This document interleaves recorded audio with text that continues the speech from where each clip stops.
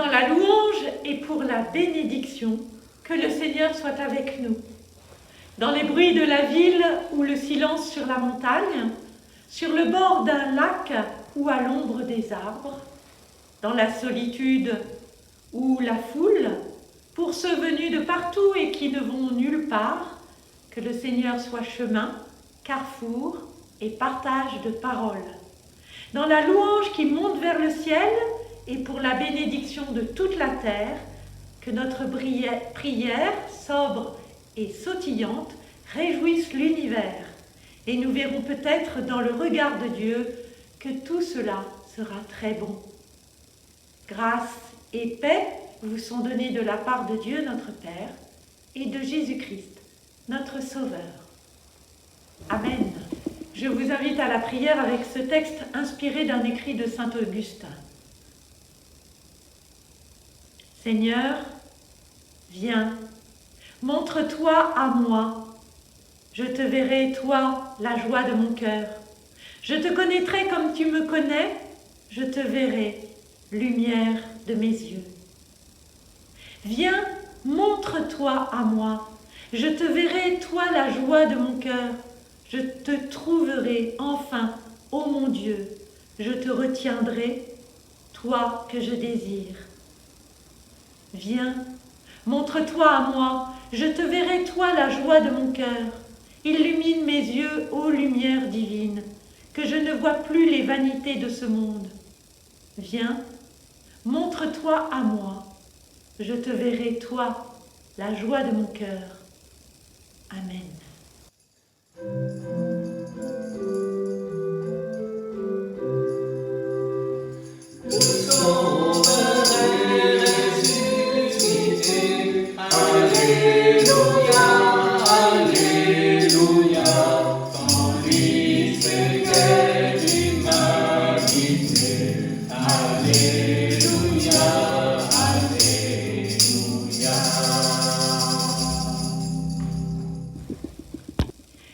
Louons Dieu avec une interprétation poétique du psaume 104.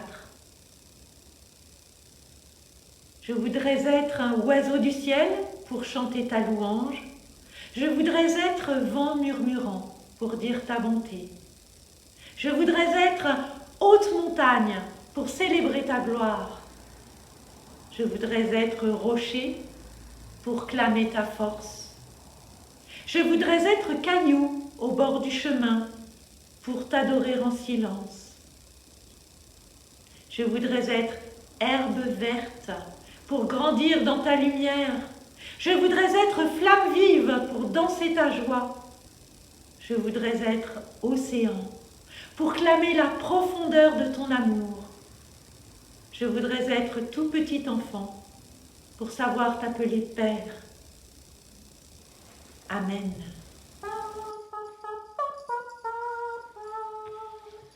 Oh, que c'est chose belle de te louer, Seigneur, de chanter ta splendeur au milieu des fidèles.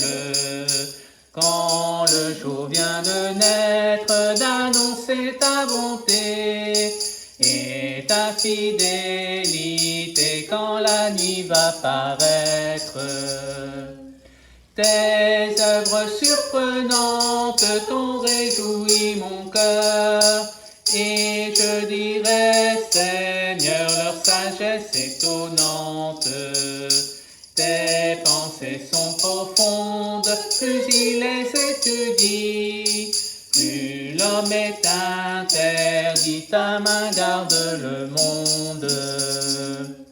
Tu oins d'une huile fraîche le front de ton enfant, on le voit rayonnant, vigoureux comme un cèdre.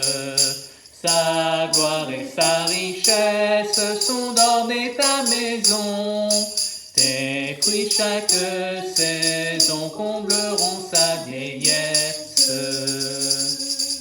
Assurés de l'amour de Dieu en Jésus-Christ, nous reconnaissons notre péché. Je vous invite à la prière. Seigneur, tu as créé les cieux et la terre. Pardonne-nous de bien souvent oublier que tu es le maître. Pardonne-nous de vouloir jouer à l'apprenti sorcier. Tu as placé l'homme à gardien et roi de la terre. Pardonne-nous de prendre si rarement nos responsabilités. Pardonne-nous d'oublier ce qui compte sur nous pour bien gérer ta création. Tu as béni l'homme et la femme pour qu'ils ne soient pas seuls. Pardonne-nous de si mal aimer et si peu respecter l'autre. Pardonne-nous de bien souvent n'écouter que notre égoïsme. Avec patience, tu accordes graines et fruits. De génération en génération, pardonne-nous de ne pas toujours reconnaître la bénédiction dans chaque fruit.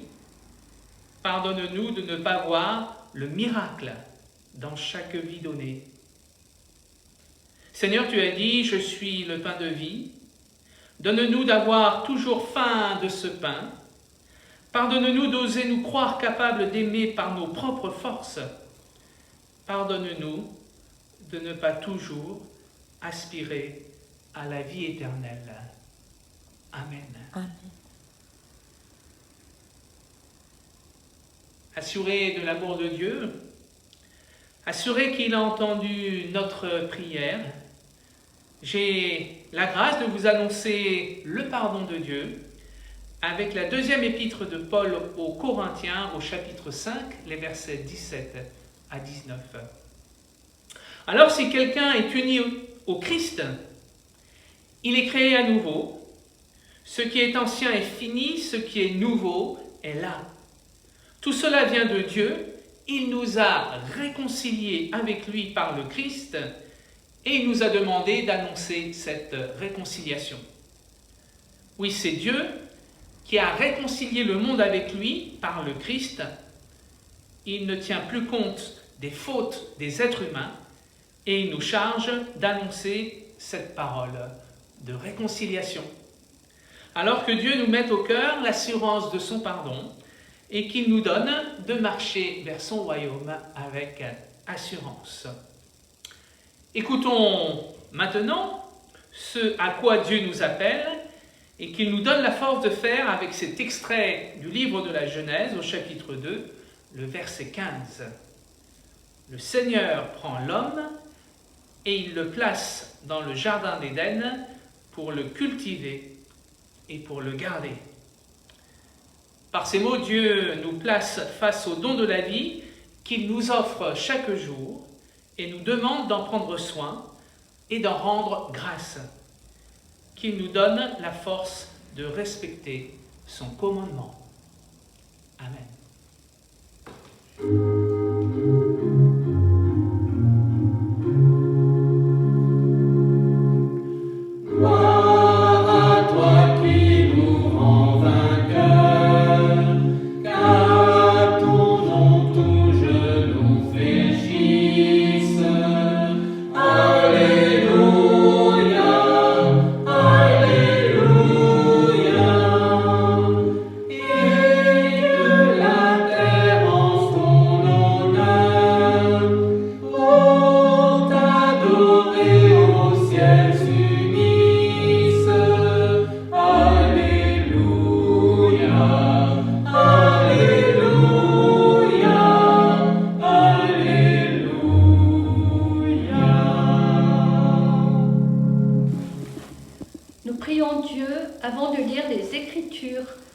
afin qu'elles deviennent pour nous paroles de vie.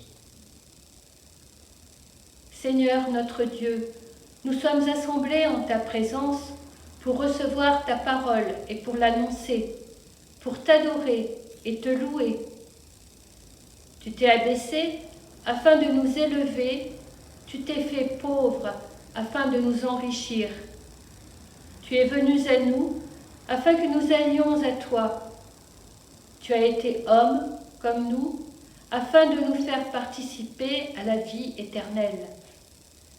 Par ton Saint-Esprit, montre-nous le chemin qui mène à toi, ouvre nos yeux à ta lumière, afin que nous devenions tes témoins par toute notre vie. Amen. Et nous lisons dans Genèse au chapitre 17. Quand Abraham a 99 ans, le Seigneur se montre à lui. Il dit à Abraham, « Je suis le Seigneur, le Dieu Tout-Puissant. Va sous mon regard et fais toujours ce qui me plaît. Je vais établir une alliance entre toi et moi. Je te donnerai un grand nombre d'enfants et de petits-enfants. » Abraham se met à genoux, le front contre le sol. Dieu continue à lui parler. « Voici l'alliance que je fais avec toi. Tu deviendras le père de beaucoup de peuples. Tu ne t'appelleras plus Abram, ton nouveau nom sera Abraham. En effet, je fais de toi le père de beaucoup de peuples. Ceux qui naîtront de toi seront très nombreux. Ils formeront des peuples et des rois naîtront de toi. Je vais faire alliance avec toi, avec tes enfants et les enfants de leurs enfants, de génération en génération. Cette alliance durera toujours. Ainsi, je serai ton Dieu et je serai le Dieu de tous ceux qui naîtront de toi. Maintenant, tu vis en Canaan, mais ce pays n'est pas à toi. Eh bien, je vais te donner tout ce pays, à toi, à tes enfants et aux enfants de leurs enfants. Il sera à eux pour toujours, et je serai leur Dieu. Dieu dit encore à Abraham, « Toi, tes enfants et les enfants de leurs enfants, de génération en génération, vous respecterez mon alliance. Voici le commandement que je vous donne, à toi, à tes enfants et aux enfants de leurs enfants. Tous les garçons devront être circoncis. Votre circoncision sera le signe de l'alliance entre moi et vous. Tous vos garçons seront circoncis quand ils auront 8 jours, de génération en génération. Tu circonciras de même tous les esclaves nés chez toi, ainsi que les esclaves achetés aux étrangers, qui ne sont donc pas de ta famille. Ainsi, l'esclave né chez toi et l'esclave que tu as acheté sera circoncis. Alors, mon alliance sera marquée dans votre corps comme une alliance qui durera toujours. L'homme qui ne sera pas circoncis, on le séparera de son peuple parce qu'il n'a pas respecté mon alliance. » Ensuite, Dieu dit à Abraham, « N'appelle plus ta femme Sarai. À partir de maintenant, son nom sera Sarah. Je la bénirai et par elle je te donnerai un fils. Oui, je la bénirai. Elle deviendra la mère de plusieurs peuples et des rois naîtront d'elle. » Abraham se met à genoux, le front contre le sol. Il se met à rire. En effet, il se dit, « Moi, j'ai 100 ans, est-ce que je peux devenir père? Et Sarah a 90 ans, est-ce qu'elle peut avoir un enfant? » Alors Abraham a dit à Dieu, « Permets à Ismaël de vivre sous ton regard, cela me suffit. » Mais Dieu répond à Abraham, « Pas du tout, c'est Sarah, ta femme, qui te donnera un fils. Tu l'appelleras Isaac. Je ferai alliance avec lui, avec ses enfants et les enfants de leurs enfants. Cette alliance durera toujours.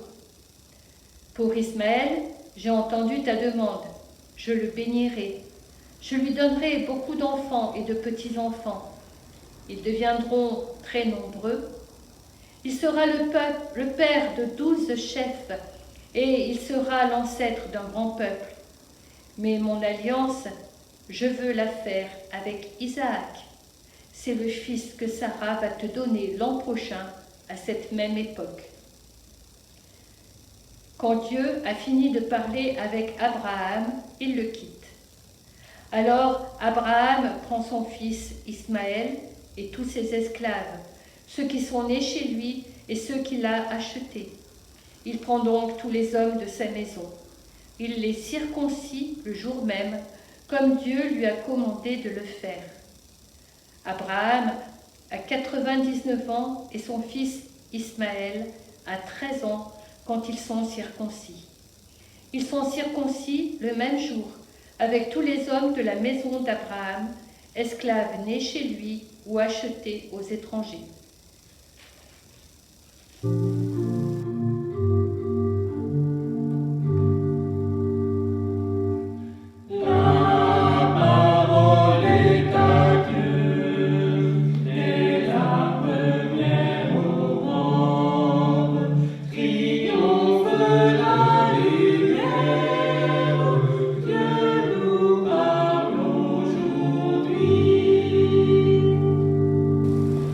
Frères et sœurs, le thème de l'élection est un thème souvent douloureux.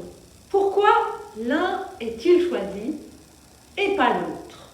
Pourquoi l'un est-il favorisé par rapport à l'autre? Depuis Caïn et Abel jusqu'à la parabole du fils prodigue, en passant par Joseph et ses frères, Ésaü et Jacob, mais aussi Léa et Rachel, Marthe et Marie, cette question suscite souffrance, jalousie, conflit, jusqu'au meurtre. Pourquoi Abraham a-t-il été choisi plutôt que d'autres? Pourquoi un peuple élu avec une alliance particulière? Et pourquoi Isaac plutôt que Ismaël? Ou finalement, Ismaël plutôt qu'Isaac pour les musulmans qui identifient Ismaël comme le père des peuples arabes, selon une supposition qui remonterait à Flavius Joseph, mais qui n'est aucunement biblique. Nous n'aurons peut-être jamais de réponse à cette question. Pourquoi lui? Pourquoi elle? Pourquoi eux? Et pas moi? Mais peut-être Abraham est-il élu car, en tant que père des multitudes, il est un modèle pour tous les croyants. Et je vais vous développer cela en plusieurs points.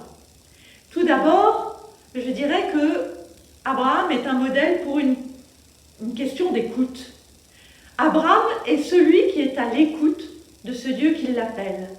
En cela, il est bien un descendant de Noé. Abraham écoute et il entend Dieu lui parler. Bien souvent, on se demande, mais comment entendre Dieu ? Comment est-ce qu'il nous parle? Est-ce qu'on entend une voix comme ça qui nous parle avec des mots? Est-ce qu'il nous envoie des messages, des textos? Alors je vais vous raconter une histoire. C'est l'histoire d'un Indien qui est sorti de la forêt d'Amazonie et qui se promène dans Manhattan avec un trader. Ils discutent. Et tout à coup, l'Indien s'arrête, il tend l'oreille et il regarde. Le trader lui demande ce qui se passe et l'Indien lui dit « Mais tu n'as pas entendu l'oiseau chanter sur le toit de ce gratte-ciel ?» Et le trader lui dit « Mais comment veux-tu que je l'entende au milieu de tout ce brouhaha ? Tu as vraiment une ouïe exceptionnelle. » Alors l'Indien fait non de la tête et lui demande s'il peut lui prêter une pièce de 1 penny pour faire une expérience. Il la jette en l'air, elle retombe par terre en faisant un bruit absolument imperceptible et à ce moment-là, 10 Américains se précipitent dessus. Moralité, on pourrait dire qu'il suffit d'arrêter notre brouhaha intérieur et de tendre l'oreille pour entendre Dieu.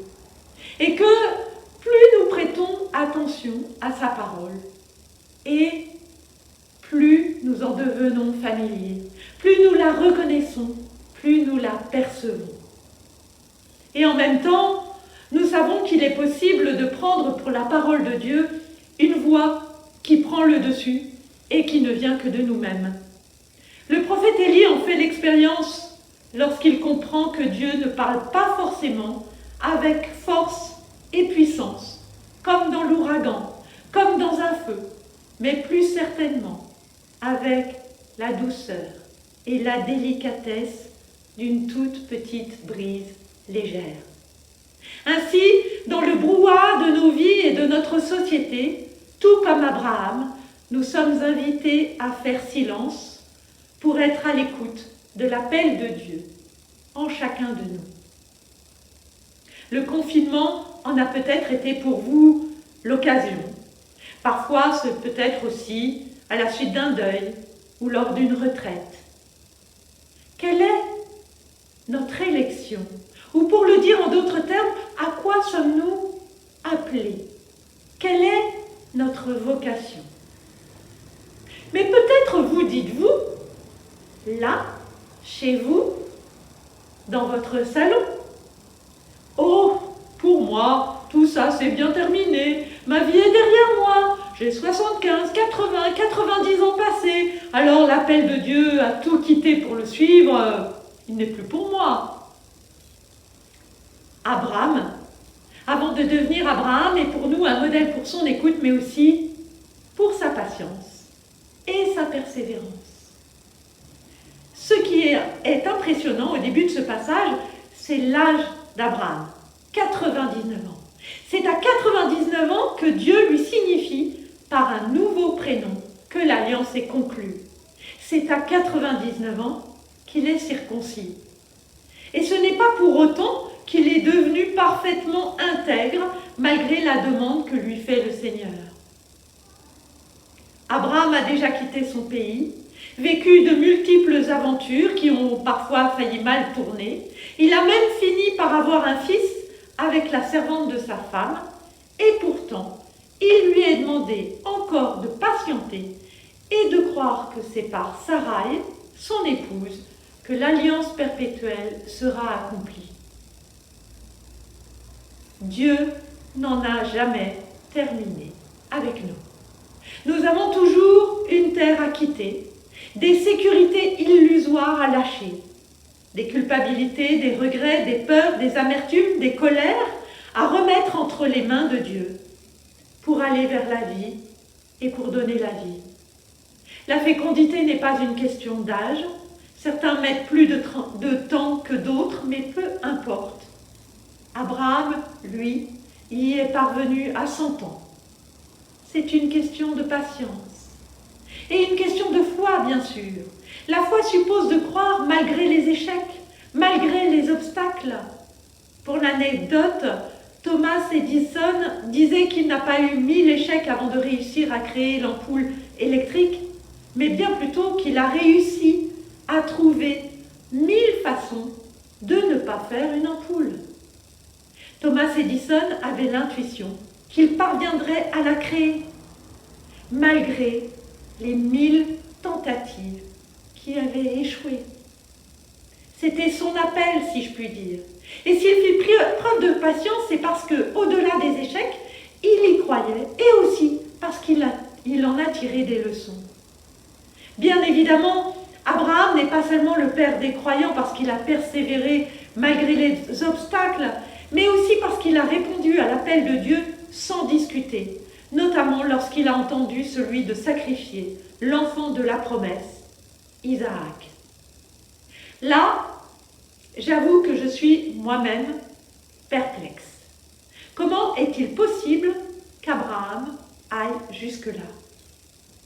Lui qui n'hésite pas à marchander avec Dieu pour tenter d'éviter la destruction de Sodome, lui qui n'hésite pas à ruser et à instrumentaliser son épouse quand il a peur d'être jalousé par Pharaon ou par Abimélec, il se soumet totalement lorsque Dieu lui demande de lui sacrifier Isaac. Mais peut-être pouvons-nous y voir, dans cette acceptation, autre chose qu'une simple posture de soumission. Peut-être pouvons-nous y voir le bénéfice qu'il y a à accepter de perdre. Perdre son enfant pour être véritablement fécond, perdre son prépuce pour entrer dans l'alliance avec Dieu, perdre ce à quoi on tient pour gagner en liberté, perdre de sa face pour gagner en authenticité, perdre en pouvoir d'influence pour mieux transmettre, perdre en avoir, en pouvoir et en savoir pour mieux entrer dans une relation de confiance. Abraham est le père de tous les croyants en tant que modèle d'écoute, de patience et de foi. Reste que nous ne comprenons toujours pas pourquoi un seul de ses fils a été choisi pour transmettre l'alliance. Alors, frères et sœurs, oui, c'est Abraham qui est le père du judaïsme, mais aussi et surtout Sarah. Car si Isaac est le fils d'Abraham, il est avant tout celui de Sarah. L'enfant d'Agar n'est pas élu. L'élection n'est pas une question de rang dans la fratrie, ni de mérite. Elle dit le choix de Dieu qui prime sur les hiérarchies humaines et sur l'adhésion des hommes. Elle dit que Dieu reste libre de ses choix et qu'il garde l'initiative. Abraham a eu plusieurs femmes. Agar restera toujours celle qui lui donna son premier fils et en tant que tel, il reste l'enfant de la bénédiction. Si les femmes sont désunies, leurs fils, eux, contrairement à beaucoup d'autres dans la Bible, ne se disputent pas.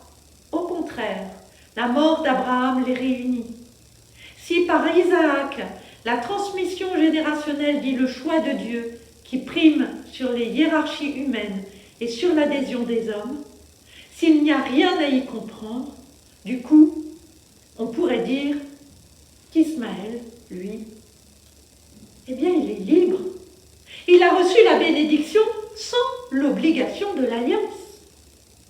La circoncision à laquelle il est soumis par son père est un signe de transmission de la loi de vie à laquelle, comme Isaac, il est appelé.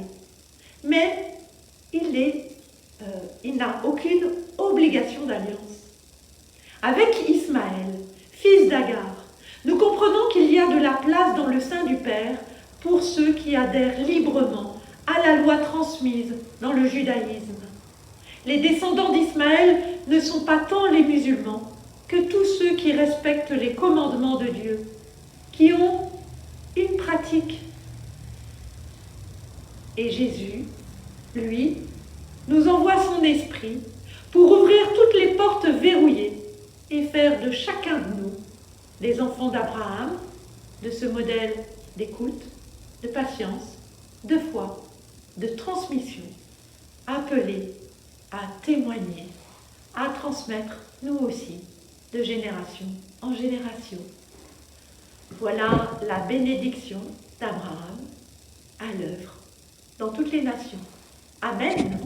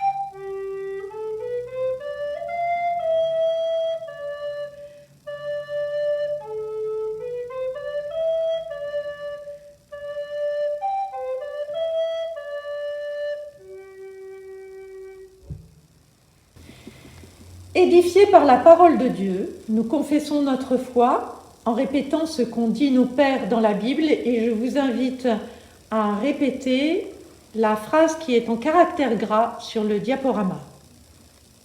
Nous croyons en Dieu le Père et nous disons avec Abraham: Il est le Dieu du ciel et de la terre. Avec Moïse: Qui donc, Seigneur, est comme toi, digne de louange, opérant des prodiges? avec David, que tu es grand, il n'y a pas d'autre Dieu que toi. avec Marie, Saint est son nom, sa bonté s'étend de génération en génération. nous croyons en Jésus-Christ et nous disons avec Jean-Baptiste, Voici l'agneau de Dieu qui ôte le péché du monde. avec Marthe, Oui, Seigneur, je crois que tu es le Christ, le Fils de Dieu, qui devait venir dans le monde. avec Jean, Il est la lumière véritable qui éclaire tout être humain. avec Thomas. Mon Seigneur et mon Dieu. Nous croyons au Saint-Esprit et nous disons avec Job, L'Esprit de Dieu m'a créé et le souffle du Tout-Puissant m'anime. avec Ézéchiel, Tu mettras sur nous ton esprit et tu nous feras sortir de nos sépulcres. avec Paul, Dieu a envoyé dans nos cœurs l'Esprit de son Fils, lequel crie « Abba, Père ». et comme Jésus nous l'a dit, nous savons que le Père donne le Saint-Esprit à ceux qui le lui demandent et qu'il conduit son Église. Gloire au Père et au Fils et au Saint-Esprit. Amen.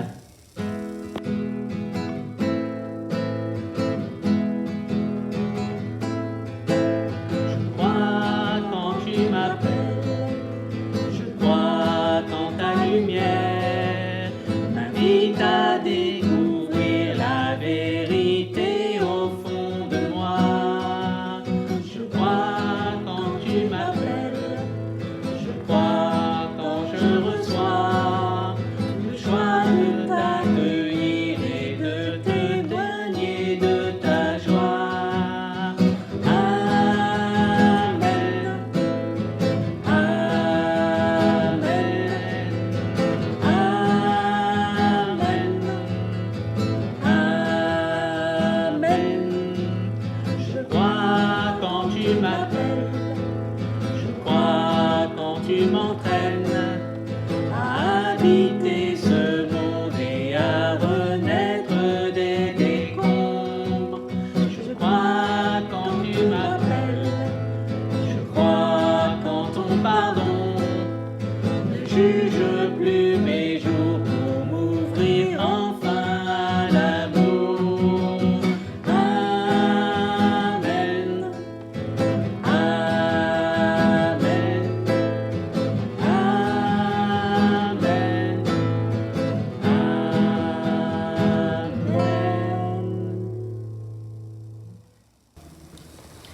Voici quelques nouvelles de Voiron. Depuis le début du confinement, nos cultes ont lieu par téléconférence le dimanche à 18h et nous allons continuer encore un certain temps, du moins tant que nous ne pouvons pas faire des cultes au temple. Je vous donne le numéro de la téléconférence, donc il faut téléphoner au 01 84 14 15 17 et ensuite taper le code 439 834 dièse. Le culte donc a lieu tous les dimanches à 18h. Et pour les autres réunions, vous pouvez toujours me contacter ou contacter les responsables qui vous donneront les heures exactes et les jours. Chers amis, voici le moment de l'offrande. Qu'elle dise notre reconnaissance et notre foi. Vous avez la possibilité de faire un don à votre église locale, soit par virement, soit par chèque, ou bien sur le site avec le don en ligne, si votre église dispose de cela. En tout cas, merci à vous. Je vous invite à la prière. Dieu notre Père, nous te rendons grâce pour tout ce que tu nous donnes, pour la vie que tu nous donnes, pour la paix que tu nous donnes, pour tout ce qui nous permet de vivre. Permets que ce dont nous disposons soit mis aussi à la disposition de ceux qui n'ont rien. Sois mis aussi à la disposition de l'annonce de ton évangile. Nous te le demandons par Jésus, ton Fils. Amen.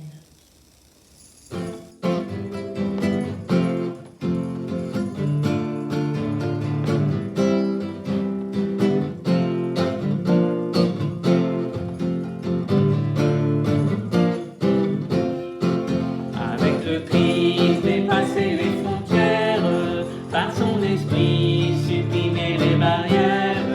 Ô Seigneur Dieu, accorde-nous ce don, pour ton amour, nous te glorifions. Alléluia, gloire au Seigneur. Alléluia, gloire au Seigneur.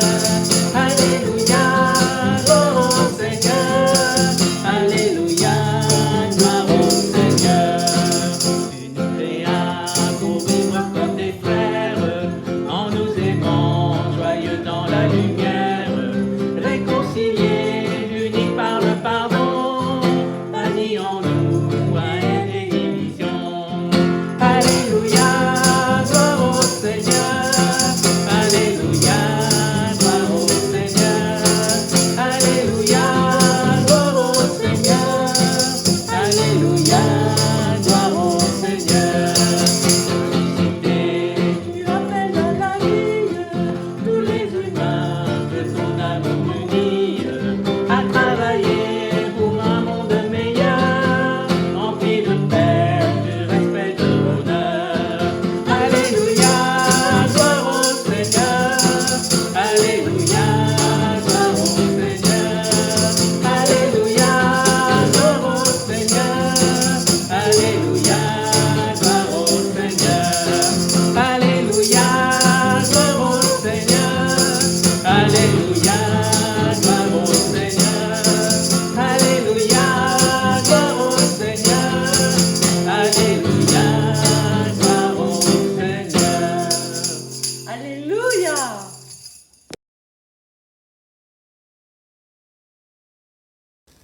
Chers frères et sœurs, je vous invite à la prière. Seigneur notre Dieu et notre Père, quel bonheur de t'adorer partout et à tout moment.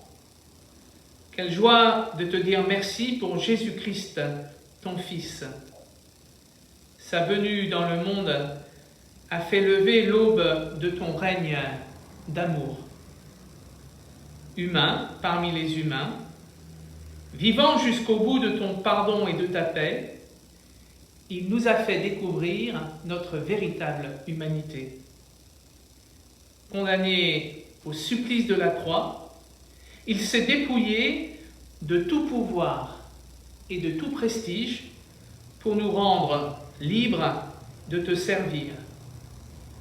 Ressuscité, il est le messager d'un monde nouveau, d'où toute oppression, toute larme et tout mal disparaîtront. Loué sois-tu, Seigneur, toi qui vis en nous donnant la vie, toi qui parles en nous donnant la parole, pour tous les bienfaits que d'âge en âge tu nous renouvelles. Seigneur, nous te rendons grâce.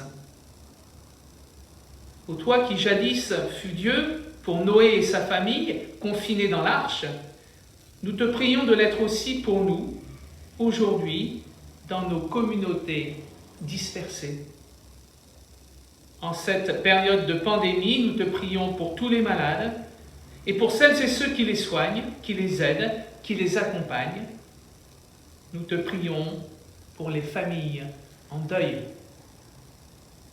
Nous te prions pour les responsables politiques en charge de cette crise sanitaire et sociale inédite. Donne-nous de participer à l'effort commun et de contribuer efficacement à assainir la situation. Face à l'avenir, Seigneur, garde-nous d'en faire une prolongation de notre passé et fais-nous la grâce de l'aborder sans que nous y soyons condamnés, car nous n'avons d'avenir que par ta grâce. qu'en Christ, tu nous accordes et nous renouvelles de jour en jour.